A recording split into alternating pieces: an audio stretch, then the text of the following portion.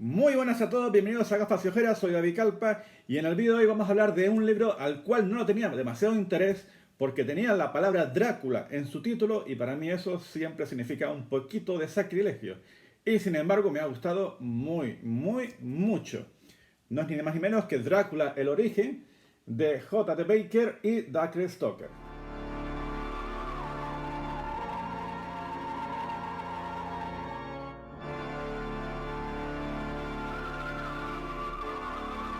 Y habría que parar un poquito a ver quiénes son estos autores y por qué les tenía un cierto recelo antes de empezar a leer el libro.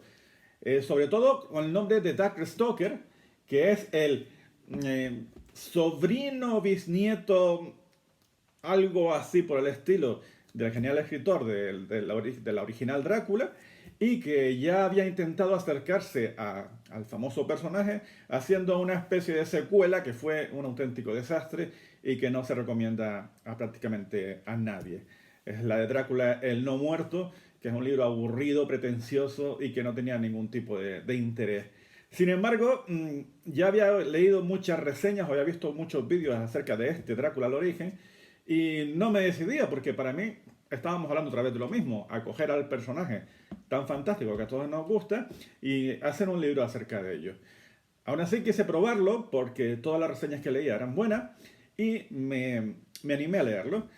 Hay que tener en cuenta que está escrito en principio por Doug Stoker, pero que en realidad el escritor principal, o es al menos lo que yo creo, es J.D. Baker, que es el escritor del Cuarto Mono, y por lo tanto ya tenía unas ciertas tablas para poder hacer un libro de este estilo sin que descarrile en cada momento.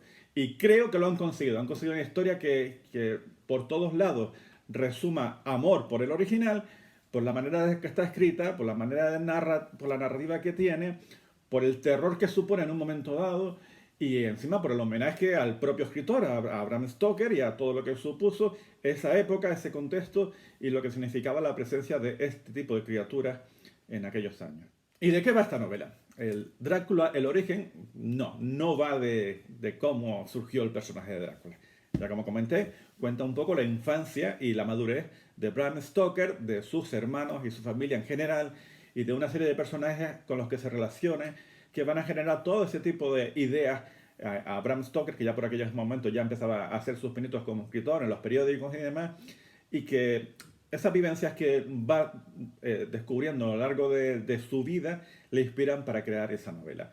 De entrada, su infancia, que como es conocida, fue un niño muy enfermo, al que se le daba ya prácticamente por muerto porque la enfermedad no conseguía curarse y que de repente, como así como de un día para otro, se curó y se convirtió ya en un niño con una fortaleza totalmente distinta a lo que tenían acostumbrados y que siempre resultó muy misteriosa. Todo ese tipo de vivencias con las que estuvo Bram Stoker en su infancia y en su madurez están reflejadas, están noveladas en este libro y la verdad que le dan una explicación de lo más fascinante que más o menos te puedes hacer una idea sabiendo la novela que escribió después de por dónde irán los tiros.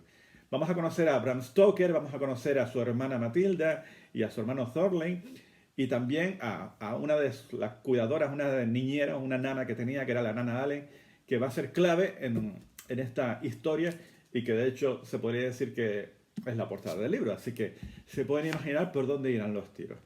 La novela es fascinante en todo momento, por supuesto que es ficción, pero es una ficción que se rodea de una sinceridad y de unas explicaciones que al final te pueden parecer como ciertas.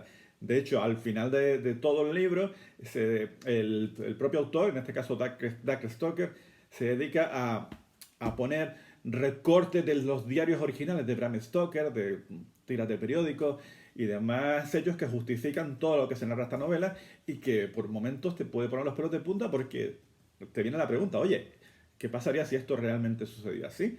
Porque si los hechos que has leído en esta novela son reales, tal y como asegura Doug Stoker, que yo creo que al final no es más que un poco de publicidad engañosa para que compres este libro, pues son espeluznantes, porque hay momentos muy desagradables y terroríficos para esta década en la que estamos viviendo.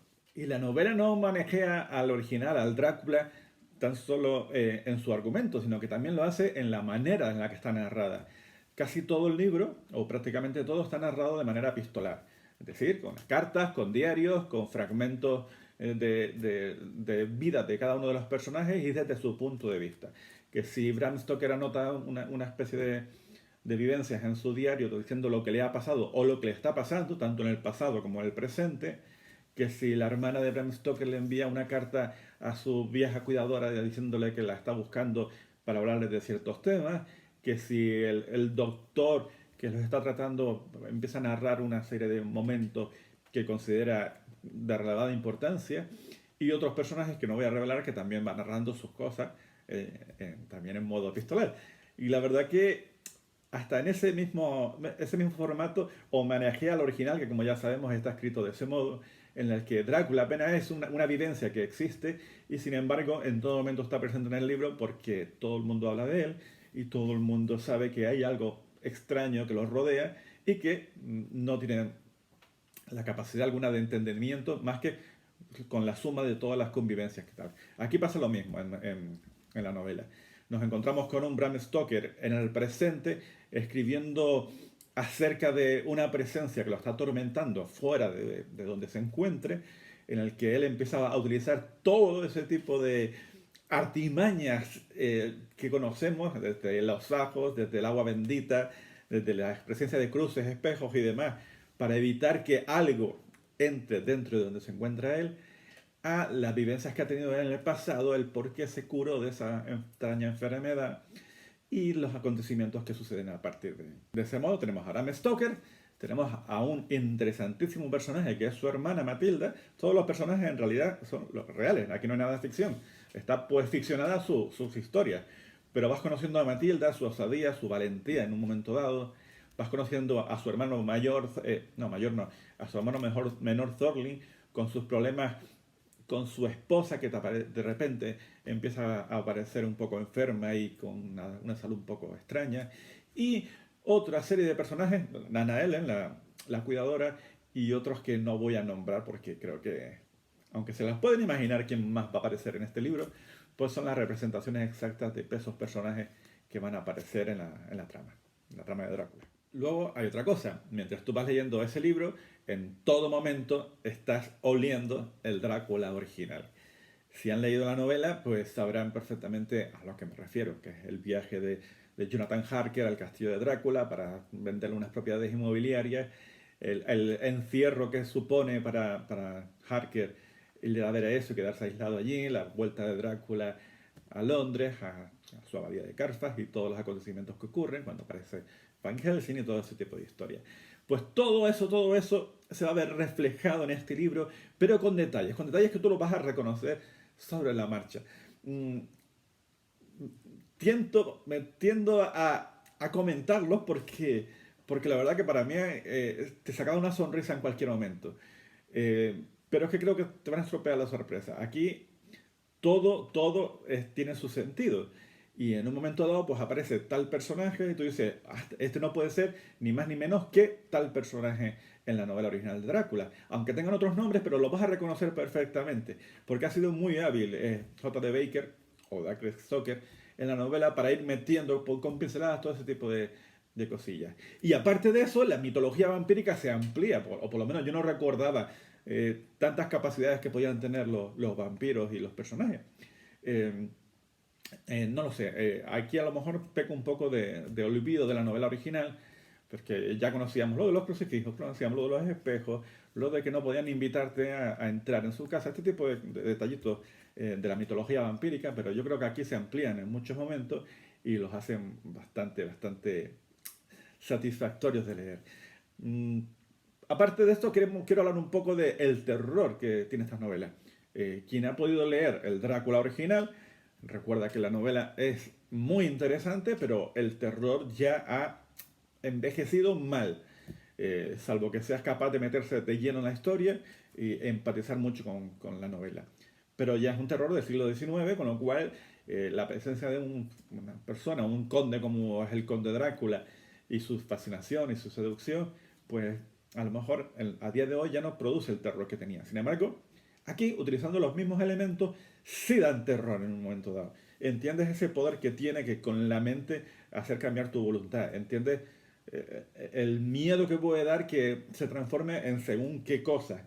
Entiendes cómo te puedes asustar mucho en un momento dado cuando tocan a una puerta y sabes que lo que hay detrás está ahí para devorarte, literalmente. Porque aquí las criaturas, los vampiros, Drácula, que, o la criatura a la que se inspira Drácula, da auténtico terror, porque no va a estar en ningún momento por ahí hablando contigo de manera tranquila. Sabes perfectamente que está ahí para acabar contigo, para devorarte, para ser una criatura superior en todo a la raza humana y que le importa muy poco la humanidad en sí. Él es un devorador y es un vampiro.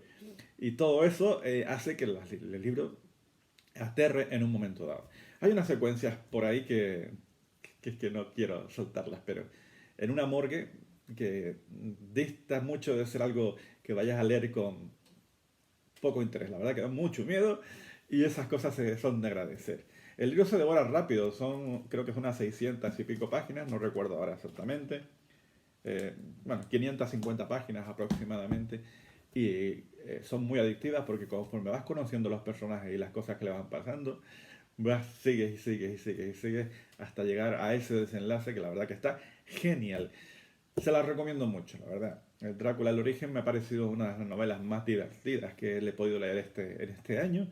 Y un poco de aire fresco a todo el mundo de vampiros que últimamente pues ya saben que está un poco despistado entre el romanticismo y este tipo de historias, cuando nos encontramos otra vez aquí al vampiro sanguinario, al vampiro aterrador y a todo este tipo de cosas. Si encima añadimos que nos ficcionan un poco la vida de Bram Stoker y conocemos a Matilda Thornley y a toda su familia, pues la verdad que es un extra para tu curiosidad. Se la recomiendo muchísimo, Drácula, el origen, una novela de vampiros moderna que es muy divertida. Le voy a poner un 4 gafas porque la verdad que está bastante bien escrita, al menos a mí me lo ha parecido y es divertida, rozando casi las 5 gafas. Y también unas 4 ojeras porque hay momentos aterradores que a mí me han fascinado. Así que les recomiendo Drácula, al origen, esta novela que es una auténtica delicia. Y ya saben, si les ha gustado este vídeo o el resto de los vídeos que hago, pues se pueden suscribir, darle al like, compartir y todo ese tipo de cositas que decimos y que saben que se agradece. Un saludo para todos, soy David Calpa, esto es Gafas y Ojeras y espero volver pronto con otro nuevo vídeo.